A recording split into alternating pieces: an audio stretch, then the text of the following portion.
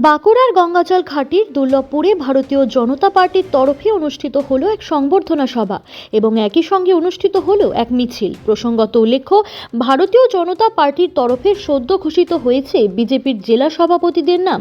সেই মতো পদ্ম শিবিরের বাঁকুড়ার জেলা সভাপতির দায়িত্ব পেয়েছেন প্রসেনজিৎ চ্যাটার্জি।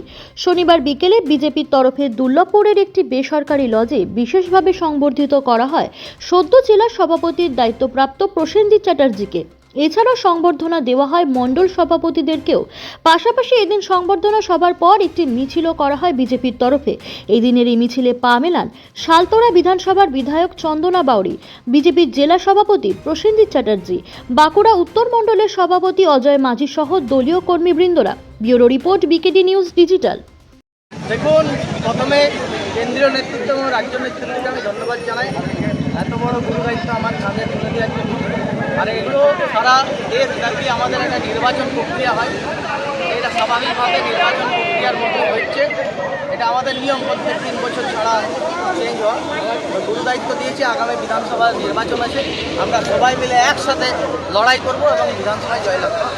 বিভিন্ন জায়গায় বিরোধীদেরকে আক্রান্ত হতে হচ্ছে, কি বলবেন এই বিষয়ে? এটা তো পশ্চিমবাংলার কালচার হয়ে গেছে, এখানে বিরোধী সেখানে আক্রান্ত, চুরি চামারি করে বিশেষ সম্প্রদায়কে তোষণ করে এই যে একটা বাতাবরণ তৈরি করেছে। আর বিশেষ করে বিশেষ সম্প্রদায়কে তোষণ করে যে পশ্চিমবঙ্গকে ভারতবর্ষ থেকে আলাদা করার যে প্রবণতা, এটা সমস্ত হিন্দু সমাজ আমরা জেগেছে। আমাদের হিন্দুত্ব ইস্যু নিয়ে আমরা 2026 আমাদের অস্তিত্ব রক্ষার জন্য লড়াই করব।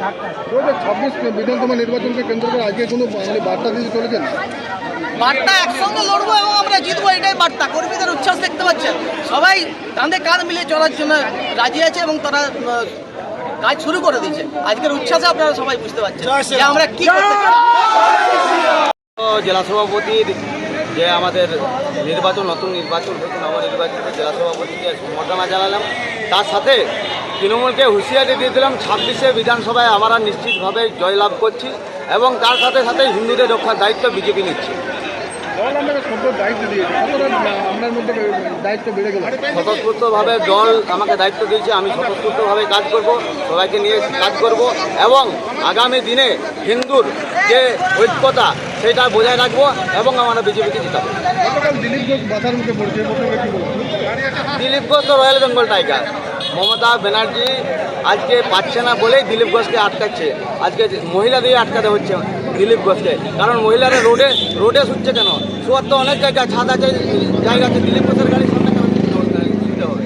2026 বিধানসভা নির্বাচনকে লক্ষ্য রেখে আপনি কর্মী সমর্থকদের মধ্যে কি বার্তা দেবেন? কর্মী সমর্থকদের বার্তার বলতে কিছু নেই, সবাই জানে 26শে বিজেপি জয়লাভ করছে, পশ্চিমবাংলায় ক্ষমতা আসছে। বার্তার কিছু নেই, সমস্ত হিন্দু এক হয়ে গেছে। আজ আমরা কুম্ভ মেলায় দেখেছি, আজকে শালতোড়া বিধানসভার বুকে আমরা দেখি।